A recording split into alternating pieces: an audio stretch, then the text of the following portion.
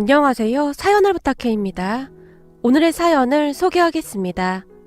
지금은 세월이 한참 흘러서 이젠 중년의 아저씨가 되었지만 저는 아직도 그때 그 시절 먹던 누룽지가 그립기만 합니다. 요즘은 세상이 참 살기 좋아져서 우리 아내가 간단하게 뚝딱하고 누룽지도 만들어내던데 저는 옛날 옛적에 우리 할머니가 해주시던 가마솥 그 누룽지 맛을 절대 잊을 수가 없습니다. 아니 무슨 누룽지를 이렇게 좋아해? 거기다 누룽지에 무슨 설탕을 그렇게 뿌려대. 참 식성을 알 수가 없어. 아내가 누룽지를 건네며 고개를 설레설레 저었어요. 그런 아내의 말에 벌써 한참도 더 지난 그 시절이 떠오릅니다. 그때가 벌써 몇십 년 전의 일인데 바로 어제 일 같기만 합니다. 학교가 끝나고 터덜터덜 집으로 돌아가는 길이었습니다. 정우야! 정우야! 저 멀리서 할머니께서 뛰어오셨어요. 할머니 왜 이렇게 뛰어와? 너 배고프지? 이 할미가 너 좋아하는 깜빡 가져왔구만. 깜빡? 그게 뭐야? 제가 어리둥절한 표정으로 할머니를 바라봤어요. 깜빡 말이야. 엊그제 네가 정신없이 먹던 거 말이야. 이 할미가 설탕 줘서 줬던 거 말이야. 아, 누룽지? 그제서야 기억이 났어요. 그래 맞다 누룽지. 이 할미가 설탕 잔뜩 쳐서 가지고 왔다. 할머니가 주변을 두리번거리다가 주머니에서 검정색 비닐봉지를 꺼내셨어요. 이걸 지금 여기서 먹으라고? 여기서? 그래, 지금 후딱 먹어. 이 할미가 네 큰엄마 몰래 가지고 왔거든? 할머니, 그러다가 큰엄마한테 혼나면 어떡해. 큰엄마 되게 무섭던데? 사실 저는 서울에서 쭉 살다가 아빠가 하던 일이 잘 되지 않아서 가족들이 다들 뿔뿔이 흩어져서 살고 있었거든요.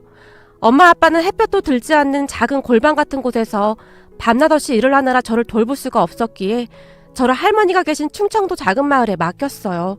물론 부모님은 시간이 될 때마다 내려오셔서 이것저것 챙겨주시긴 했지만 사는 게 워낙 여의치가 않았기에 얼굴을 자주 볼 수는 없었습니다.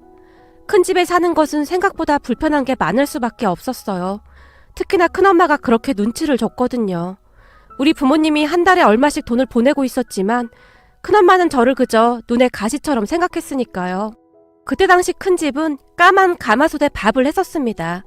그렇게 밥을 하고 나면 가마솥 바닥에 눌러붙어 있던 누룽지가 있었는데 그 누룽지가 바삭바삭한 게 그렇게 맛있을 수가 없었습니다.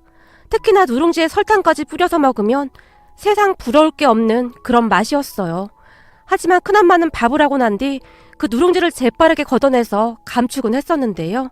큰엄마의 아들인 사촌형이 그 누룽지를 그렇게 좋아했거든요. 누룽지를 걷어내고 있는 큰엄마를 보며 제가 침을 꼴깍 삼키곤 했는데 단 한 번도 제게 누룽지를 주지 않았어요. 그리고 할머니는 그런 큰엄마를 많이 못마땅해 하셨어요. 우리 정호도 누룽지 엄청 좋아하는데 조금만 줘봐라. 할머니가 큰엄마의 눈치를 보며 물었어요. 어머니, 우리 한수가 이 누룽지를 얼마나 좋아하는데요. 이건 우리 한수 거예요. 큰엄마가 급히 누룽지를 뒤로 감췄어요. 아니 그러니까 누가 다 달래? 조금만 달라는 거 아니니? 이건 안 돼요. 우리 한수 먹기에도 부족해요. 밤만 되면 누룽지 찾아서 줘야 해요. 큰엄마가 누룽지를 가지고 급히 나가버렸어요. 아이고 독한 거. 그까지 누룽지가 뭐라고 저리도 야박하게 구는지. 둘째 내한테 매달 돈 받아 처먹을 때는 입이 아주 귀에 걸리면서 그 누룽지 조금을 못 나눠줘. 얼굴에 욕심이 덕지덕지 붙어서는 아주 꼴보기 싫어 죽겠어. 할머니가 큰엄마의 뒷모습을 노려보며 소리쳤어요.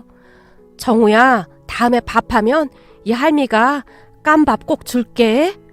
괜찮아, 난 안 먹어도 돼. 제가 풀이 죽은 채 고개를 가로저었어요. 아니야, 내일은 이 할미가 꼭 줄 테니까 걱정 말래도. 할머니가 저를 보며 활짝 웃었어요. 그랬던 할머니는 다음날 마을 입구까지 저를 마중 나왔던 거였어요. 충청도 그 마을에서는 누룽지를 깜밥이라고 불렀는데 할머니는 가끔 제가 알아들을 수 없는 그런 단어들을 쓰시곤 하셨어요. 그 마을의 사투리였습니다. 봐라, 이 할미가 설탕 잔뜩 뿌려왔다니까. 자 얼른 먹어. 너 어제 먹고 싶다고 했잖아. 이거 먹었다고 큰엄마한테 할머니 또 혼나는 거 아니야? 혼나긴 누가 혼나. 걱정 마. 뭐라고 하면 이 할미가 아주 요절을 내버리라니까. 할머니가 팔까지 걷어붙인 채 큰 소리로 말씀하셨어요. 그렇게 저는 할머니가 건넨 검은 봉지 안에 누룽지를 허겁지겁 먹었습니다. 채알라, 천천히 먹어.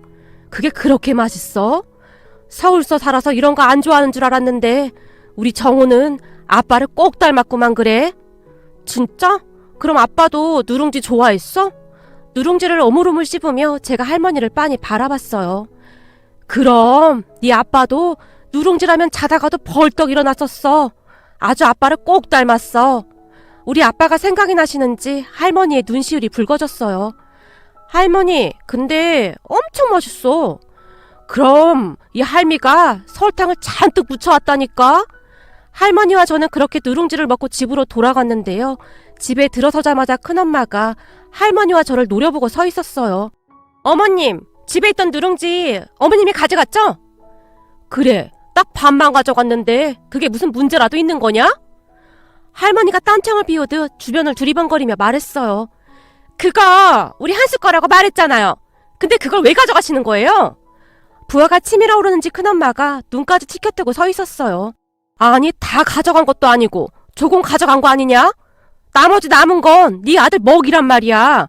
그게 뭐라고 감히 시애미한테 눈까지 치켜뜨고 그렇게 호들갑을 떨어대는 거야? 할머니가 허공에 삿대질까지 하며 큰엄마를 노려봤어요. 우리 한수한테는 그것도 부족하단 말이에요. 근데 그걸 가져가면 어떡하냐고요? 우리 정호도 그거 먹고 싶다잖니. 조금 나눠 먹은 거 가지고 웬 호들갑이야 호들갑이. 제가 절대 손대지 말라고 했잖아요. 순간 큰엄마의 쩌렁쩌렁한 목소리가 마당을 가득 메웠어요. 아니 이게 보자 하니까 어디서 감히 시애미한테 그따위로 행동을 해? 내가 그동안 집안 시끄러질까봐 꾹 참았었는데 이런 싹퉁바가지 없는 것이 그까지 누룽지 때문에 어디다 대고 시애미한테 눈까지 부러뜨고 대들긴. 할머니가 두리번거리더니 마당에 있던 수도가로 가서는 수돗물을 틀었어요. 그리고는 물이 나오고 있던 긴 호스를 들어서 큰엄마에게 뿌려대기 시작했어요. 지금 뭐 하는 거예요? 네 그 더러운 심보를 다 씻어내는 중이다. 왜? 네 자식 귀하면 남의 자식도 귀한 법이야. 정우 부모한테 돈 받을 때는 해벨레 해서 걱정 말라고 큰소리 쳤으면서 그까지 누룽지가 아까워서 그지랄이야 그지랄이? 할머니가 계속해서 호스로 물을 뿌려댔어요. 그만하라고요! 큰엄마가 소리를 지르며 사방으로 뛰어다녔어요. 그 바람에 동네 사람들이 구경까지 왔습니다. 아니 이게 뭔 일이야 그래? 누군가 물었어요. 몰라요. 지금 젖은 며느리 물벼락 맞고 난리가 났구만요. 아유 내 속이 다 시원하네. 젖은 며느리가 그동안 좀 못되게 굴었어요. 한 번쯤은 혼쭐이 나야 해. 잘한다 잘해. 그러니까 욕심만 덕지덕지 붙어서 지랄 발광을 하더니만 아주 꼴 좋다. 동네 사람들이 담벼락 위에 얼굴만 빼꼼히 내민 채 다들 한마디씩 하고 있었어요. 한수 할멈이 아주 잘하는구만. 더 세게 해야지 더 세게. 그리고 호스를 막 흔들어야지. 그렇지 아주 잘하네 그래. 누군가 응원까지 하고 있었어요. 그렇게 마당과 마루가 난장판이 났고 큰엄마는 물벼락을 맞은 채 몸을 부르르 떨어대고 있었어요. 어떠냐? 네 욕심보가 좀 씻겨나갔냐? 할머니가 큰엄마를 한껏 노려봤어요. 어머님 도대체 이게 무슨 짓이에요? 무슨 짓이긴 무슨 짓이야. 네 욕심보 씻겨내려고 그러지. 아직도 정신을 덜 차렸나 보구나. 라며 할머니가 다시 수돗물을 틀기 시작했어요. 그만하시라고요. 큰엄마가 이리저리 피하며 다시 소리를 질러댔어요. 그리고 얼마 후 큰아빠가 급히 집으로 들어왔는데요. 어머니 지금 뭐 하시는 거예요? 말로 하세요 말로. 왜? 너도 뿌려주래? 알겠어. 다 잘못했으니까 제발 그만 좀 하세요. 지금 동네 사람들 구경하고 난리예요. 큰아빠가 할머니에게 달려들어 들고 있던 호수를 낚아채버렸어요. 내가 그동안 우리 정호 때문에 참고 있었는데 이건 해도 너무하지 않냐? 애비 너랑 내가 없을 때 우리 정호한테 심부름이란 심부름은 다 시키고 얼마나 못되게 굴었는지 알기나 해? 지금 동네에 소문이 파다해. 그리고서는 우리 앞에서는 아주 잘하는 척 그러지 않았냐? 애미 너는 내가 모르는 줄 알았지? 아무리 감추려고 해봐라. 애미 네 시커먼 속이 감춰지나? 그동안 네 처가 정호한테 어떻게 했는지 동네 사람들한테 한번 다 물어봐. 인간이라면 그렇게 못한다. 네? 그게 무슨 말씀이세요? 그러니까 우리 집사람이 정호한테 그랬단 말입니까? 한수 엄마 당신이 말해봐. 지금 이 말이 다 참말이야? 그 순간 큰아빠의 눈에 분노가 가득해 보였어요. 아니 그게 정말 잘못했어요. 저도 처음에는 안 그랬는데 이래저래 짜증이 나다 보니 그랬어요. 잘못했어요. 큰엄마가 고개를 푹 숙인 채 울먹였어요.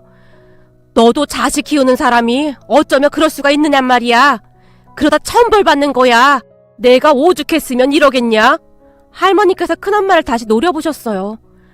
집안 꼴 아주 잘 돌아간다. 세상에나 큰엄마란 사람이 아주 잘하는 짓이다. 큰아빠가 큰엄마를 노려봤어요. 니들 내 말 잘 들어. 이 집이 누구 거냐? 할머니가 큰아빠 부부를 둘러보았어요. 그야 어머니 명의잖아요. 근데 그걸 왜 물어요? 그래, 이 집은 내 거니까 니들이 나가줘야겠다. 그리고 너 농사짓는 땅도 내 거니까 그것도 돌려주고 나가거라. 니들이 나를 모시고 사는 거라고 생각하고 있나 본데 따지고 보면 니들이 얹혀 사는 거 아니겠니? 그러니까 나가거라. 그까지 누룽지 하나 제대로 못 먹게 하는 니 처랑은 절대 같이 못 산다. 어머니, 그게 무슨 말이에요? 그리고 누룽지는 또 뭔 말이에요? 큰아빠가 당황한 듯 어쩔 줄을 몰라 했어요. 그걸 왜 나한테 묻고 난리야? 누룽지에 미쳐서 날뛰는 니 처한테 물어봐. 다 필요 없어. 오늘 당장 짐 싸서 둘 다 나가. 할머니의 목소리가 카랑카랑하게 울려나왔어요. 아이고, 이게 다 뭔 난리야? 그렇게 서있지만 말고 당신이 말 좀 해봐. 큰아빠가 놀라서 이미 혼이 반쯤 나간 큰엄마의 팔을 잡아당겼어요. 어머님, 제가 잘못했어요. 다시는 안 그럴게요. 다 필요 없다. 당장 짐 싸서 나가. 나는 이 집에서 우리 정호가 좋아하는 누룽지 실컷 먹으면서 살아야겠으니까. 어머님, 제가 잘못했어요. 다시는 안 그럴게요.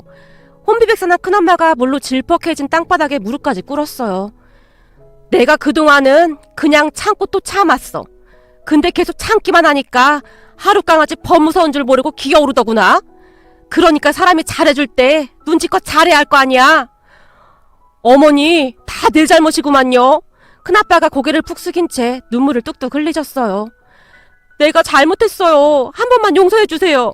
큰엄마의 얼굴도 이미 눈물 범벅이었어요. 그런데 그 순간 담벼락에 기대어 얼굴을 내밀고 있던 동네 분들이 한수 할멈이 이겼구만. 순딩순딩한 줄 알았더니 화가 나니까 아주 호랭이구만, 호랭이. 환호성을 질렀어요. 할머니, 난 괜찮으니까 그만해. 큰엄마가 가끔 나한테 과자도 사주고 그랬어. 큰엄마도 힘들어서 그랬던 거야. 그러니까 큰엄마한테 너무 뭐라고 하지 마. 제가 할머니의 팔을 잡고 흔들어댔어요.